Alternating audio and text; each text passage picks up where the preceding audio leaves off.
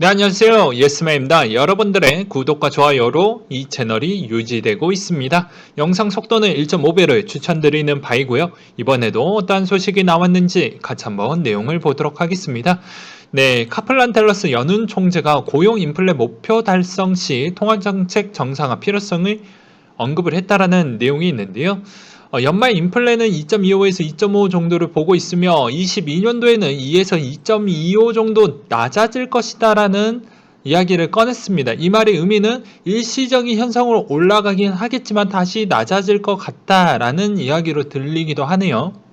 그리고 3월에 컨퍼런스 보드 소비자 신뢰 지수가 1년 내 최고치 109.7을 기록했다라는 내용이 있었고요. 1월 주택가격 지수가 전년 대비 11% 상승을 했다라고 합니다. S&P 코어 로직 이코노미스트에 따르면 주택 재고 여건이 개선되지 않은 가운데 모기지 금리의 지속적인 상승 흐름이 올해 하반기 주택가격 상승 둔화로 이어질 것이다 라는 이야기가 있었고요. 독일에서는 CPI가 예상치에 부합했다라는 내용이 있었습니다. 아무래도 정부의 봉쇄 조치 등의 일부 품목의 집계가 차질이 있었다라는 발표도 좀 있었네요. 그리고 일본의 소식으로는 구로다 BOJ 총재가 ETF 매입 종료와 매각 조치에 따른 고려하지 않음을 강조를 했다라는 내용이 좀 있었고요. 그 다음으로 금 가격 추이를 한번 보도록 하겠습니다. 금 가격은 온스당 1683달러에 마감을 했었고요. 금 가격은 유럽 지역을 중심으로 경기 회복이 지연되고 있다는 우려가 상존하는 가운데 미국과 주요 국가 간 국채 수익률의 스프레드 확대가 달러 강세로 이어지면서 약간 약세를 보여주었다라는 내용이 있었습니다. 네, 그 다음으로 코인에 대한 소식인데요. 드디어 벡트에서 비트코인 원래 정식 출시를 했고요. 그리고 스타벅스 비트코인 결제 지원까지 된다라는 내용이 나왔습니다. 벡트 앱은 스타벅스, 골프나우, 베스트바이, 초이스 호텔, 피서브 등 102개 글로벌 브랜드와 연계되어 사용이 된다라고 되어져 있고요. 암호화폐뿐만 아니라 포인트나 마일리지, 현금처럼 사용할 수 있도록 지원 서비스를 한다라고 보시면 될 것 같습니다.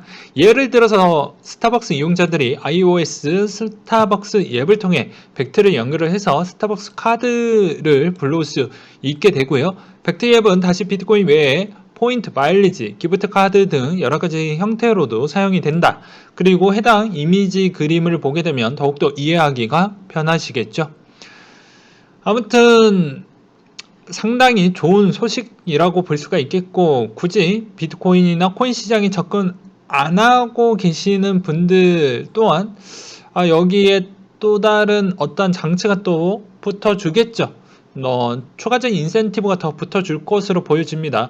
벡트를 사용을 했었을 때 스타벅스에서 좀 더 할인을 해준다라든지 어떤 측면에 대한 그런 어드밴티지나 인센티브를 더 많이 줄 수 있다라는 생각을 좀 해볼 수 있는 부분이 있겠고요. 코인베이스의 자본시장 책임자의 전 SEC 이사를 영입했다라는 소식이 있었습니다. 그 다음으로 에이다의 달달로스 원래 버전 출시가 나왔었고요.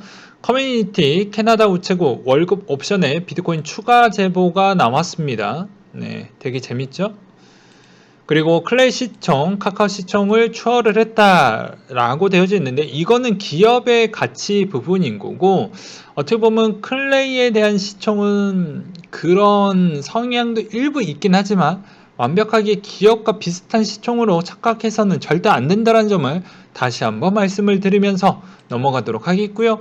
네, 파일코인 증명 섹터 540일로 확대 거버넌스 제한 4월 13일 날 시행이 된다라는 내용과 브레이브가 두 번째 NFT를 공개를 하는데 그게 4월 1일 기준으로 판매 개시를 한다라는 내용이 있습니다. 그리고 프런트가 4월 14일 테스트 네트워크를 출시한다라는 소식이 있었고요. 코인베이스 인도 지사 설립, 인도 서비스를 확장하겠다라는 생각을 갖고 있다라고 합니다. 그리고 백신 였고 SK 주도 DID 연합이 수주를 하고 아이콘 루프, 코인 플러그 등 참여를 할 것 같다.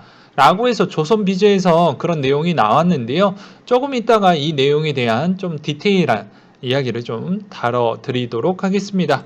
그리고 후오비 코리아에서 나왔던 시향 정보인데요. 보게 되면 NFT, 세타 블록체인 덱스가 추가돼서 반등을 보인 것으로 분석이 된다.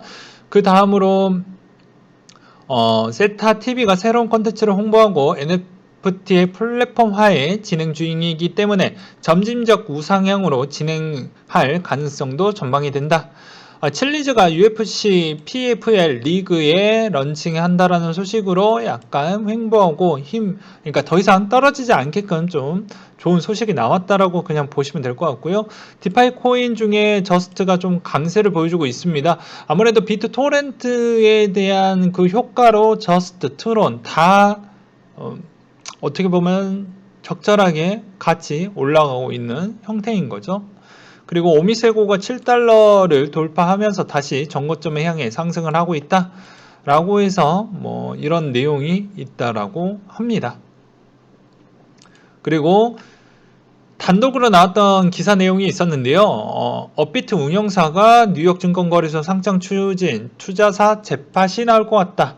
기업 가치 100조 원에 대한 기대가 있다. 뭐 이렇게 하면서 쿠팡이 100조가 넘어갔는데 뭐 두나무도 뭐 그거 쉽지 않겠냐? 라고 하지만 저는 약간 너무 오버하는 거 아니냐? 너무 그런 거 아니냐 이런 생각이 좀 들기도 했습니다. 아직 코인베이스에 대한 측면을 봐왔을 때 아직 100조 원이라는 이야기가 나오진 않았거든요. 근데 업비트가 약간 물 먹으려고 그런 생각은 안 하겠지만 그래도 이런 이야기가 나왔다는 건 너무 좀 그러지 않나라는 생각이 들더라고요. 그리고 여기서 두나무 지문을 갖고 있는 쪽이 아마 중요하겠죠. 무리기술 투자 에이티넘 인베스트 하나투자증권으로 보시면 될 것 같습니다. 그래서 만약 두나무가 20조 원의 기업 가치를 인정받게 되면 7.6% 수준을 보유한 우기투와 그리고 6.4% 추정된 에이티넘 인베스트 그리고 한투 지분이 1조 원에 달할 것이다. 6.2% 정도 해서 이 점을 참고하셨으면 좋겠고요. 유명 애널리스트 윌리 우가 조만간 비트코인 투자 10억 명이 돌파하게 될 것 같다 라고 이야기를 했습니다. 그는 11년 동안 쉬지 않고 12개월마다 2배씩 성장을 해왔기 때문에 앞으로 4년 동안은 금융 시스템에 많은 변화가 있을 것이기 때문에 그거에 따른 비트코인은 아직도 초기 단계로 평가를 해봤을 때 아무래도 그 정도로 좀 봐야 되지 않겠냐라는 의견이 나왔고요. 그리고 주요 일정에 대해서 한번 아주 중요한 것만 찝어서 정리가 되어져 있는 부분이 있어서 이걸 한번 갖고 와봤습니다. 네, 바이든 미국 대통령이 3조 달러 2차 경기 부양책을 발표 소식과 카바 5점 버전에 대한 업그레이드 내용과 그리고 바이낸스에서 입출금 서비스 일시 중단 소식과 캐스퍼 네트워크 그리고 바이비트 영국 투자자 대상 서비스 지원 종료 소식이 있었고요. 그리고 4월달 소식을 보게 되면 4월 6일 엔진코인, 점프넷, 그리고 이더리움 베를린 하드포크, 그리고 15일 리스크코인에 해당 소식, 세타 토큰, 메인넷, 스와이프, 지갑, 펀디엑스, 엑스포스 네트워크, 뭐 쭉쭉쭉쭉쭉 있고요. 카르테시 코인, 테스트넷, 뭐 스와이프, 비체인, 세타 등등이 여러 가지가 있으니 이 점에 대해서 혹시 본인이 들고 계신 거 있으면 잘 대응을 하셨으면 좋겠고요. 페이팔이 31일 기준으로 암호화폐 결제 시작 비트코인 2.5% 급등에 좀 영향을 주었다라는 소식이 있었습니다. 그리고 하나 더 보게 되면 뭐 비자카드가 사용을 허락을 할 거라는 영향도 과거에도 좀 영향을 끼치기도 했었고 그것에 연동된 USDC가 좀 수혜를 받을 것이다. 스텔라도 약간 움직이기도 했죠. 그리고 메타디움 팩트라고 해서 코인 살인 전문가라고 해가지고 닉네임 좀 자극적이네요. 네, 백신 여권 우선 대상 협상자 SKT 컨소시엄 탈락 위기일 수도 있다. 그러니까 최종 대상은 안 됐다라는 내용이 있어요. 그래서 한번 또 다른 내용을 정리된 거를 또 갖고 와봤는데 보니까 DID 연합체 컨소시엄은 최종 계약이 확정되지 않은 상태에서 관련 보도가 나와서 제외될 수가 있다. 입찰 공고에는 과제 관련 언론 보도 홍보는 전담 기관과 사전 합의 후 진행이 돼야 되며 위반 시 취소, 환수 등등이 조항이 들어가져 있다. 입찰 공고 읽은 기자의 추측성이 일부 들어가져 있다. 즉 이미 공개가 됐기 때문에 아마 취소되지 않겠냐라는 이야기인 것 같아요. 그래서 선정이 되었다는 팩트, 선정 전에 공개하면 취소 조항이 있다라는 거 팩트, 이미 선정이 됐다라는 건 팩트, 취소가 된다라는 건 아마 기자가 요거 공개가 되면 이미 약간의 그런 공개의 뉘앙스가 좀 보였기 때문에 취소되는 거 아니냐, 뭐 이런 느낌으로 봐주셨으면 좋겠습니다. 그리고 리플이 다국적 송금업체 지분의 40%를 인수를 했다라고 하는데요. 말레이시아 소재의 다국적 송금업체 트랑글로의 지분의 40%를 인수를 했다라고 나와져 있습니다. 이 내용을 보면서 저의 개인적인 생각은 이런 생각이 들었습니다. 아무래도 아시아 쪽 기반에 대해서 플랜 B를 혹시나 가동을 할 수도 있기 때문에 그거에 따른 좀 발판을 만들기 위한 측면도 좀 보여지는 것 같다라는 생각이 좀 들었어요. 그래서 이 점도 좀 보셨으면 좋겠고요. 그 다음에 대한 소식을 전달을 드리도록 하겠습니다. 뭐 코인베이스 4월달 됐으니까 나스닥 상장의 이야기를 다시 한번 정리를 해드리고자 요 내용을 다시 한번 갖고 와봤습니다.